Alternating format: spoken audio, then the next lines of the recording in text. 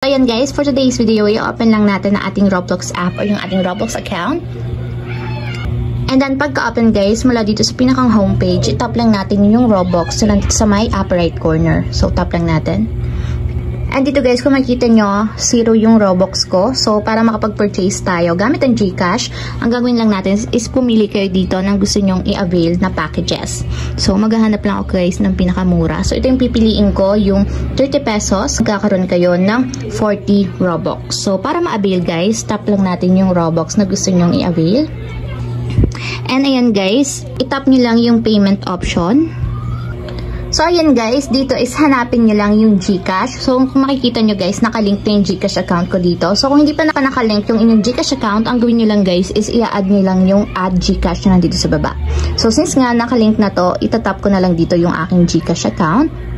So, dapat guys, merong checkmark sa right side niya, katulad nito. And makikita nyo naman guys, yun yung naka-enable na payment method dito sa baba. So, ang gagawin lang natin guys, is tap lang natin yung one tap buy.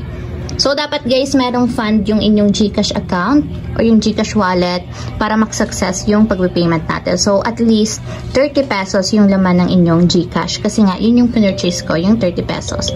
So, payment successful na daw guys. Check natin kung nadagdagan yung aking Robux. So, kung makikita nyo guys, 0 yan kanina. So, refresh ko lang. So, ayan, kung makikita nyo, nagkaroon ako ng 40 Robux worth of 30 pesos.